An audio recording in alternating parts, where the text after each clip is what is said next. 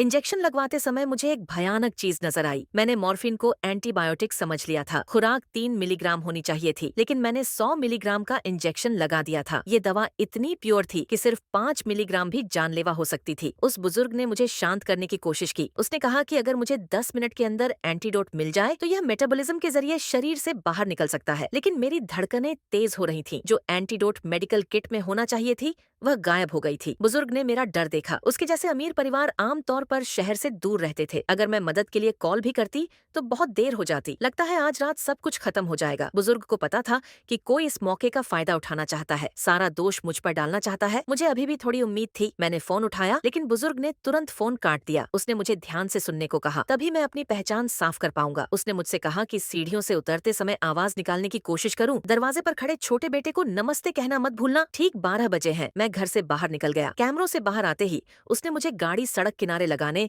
और फिर पिछले गेट से वापस आने को कहा। कुत्ते मुझे जानते थे, वे चुप रहेंगे, लेकिन नजर न आए इसके लिए मुझे बाहरी बाट पर चढ़ना पड़ा और फिर तीसरी मंजिल पर चढ़ना पड़ा। उसने मुझे अपना चोगा और टोपी पहनने को कहा। सबसे छोटा बेटा मुझे अपना पिता समझ रहा था। अब मैं गवाह तो था, लेकिन मुझमें एक जानलेवा खामी थी। जब भी मैं झूठ बोलता मुझे उल्टी आ जाती। उसने मुझे याद दिलाया कि झूठ मत बोलो, बस सच का कुछ हिस्सा ही बोलो। फिर मैं उसी रास्ते से वापस गया, लेकिन नीचे आते ही मेरी मुलाकात परिवार की दादी से हो गई। खुशकिस्मती से उनकी नजर कमजोर थी और उन्होंने मुझे अपना परपोता समझ लिया। उन्होंने मुझसे पूछा भी कि मैं दोबारा क्यों आया हूँ। रात के अंधेरे में मैं आखिरकार घर लौट आया। अगली सुबह बटलर ने दरवाजा खोला। बूढ़े का गला पहले ही काट दिया गया था। एक चाकू जमीन पर पड़ा था। बूढ़ा एक मशहूर रहस्य कथा लेखक था, इसलिए उसकी मौत जल्द ही खबरों में आ गई। पुलिस ने शुरुआत में इसे आत्महत्या मान लिया, लेकिन मैं लगातार डर में जी रहा था। उस दिन तक मुझे पुलिस का फोन आया। वे चाहते थे कि मैं एस्टेट वापस आ जाऊं। जब अधिकारियों ने जानकारी मांगी तो सबसे छोटे बेटे ने सबसे पहले बात की। उसने कहा कि उसके पिता का मामला आत्महत्या का था। ऐसा लग रहा था जैसे अब हर कोई संदिग्ध हो गया हो। निजी जासूस जैक आगे आया। उसने कहा कि उसे एक रहस्यमय व्यक्ति ने काम पर रखा था। हालांकि उसे भी नहीं पता था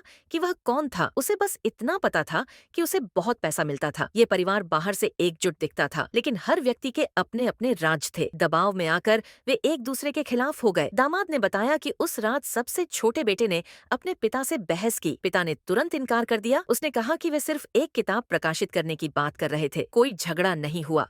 उसने कहा कि दामाद का लड़का ही असली समस्या है, वह कभी काम नहीं करता, और उसने पिता के जन्मदिन पर हंगामा खड़ा कर दिया। जैक ने फिर ध्यान केंद्रित किया। किसी ने दामाद को पिता के कमरे में जोर से चिल्लाते हुए सुना। जल्द ही यह बहू की बारी थी। जैक ने सुना कि वह उस दोपहर बहुत जल्दी आ गई थी। उसने यह स्वीकार किया, वह अपनी बेटी की ट्यूशन पूछने आई थी। जैक ने हर चेहरे का ध्यानपूर्वक अध्ययन किया। इस परिवार में कोई भी साफ नहीं था। उसने रणनीति बदल दी।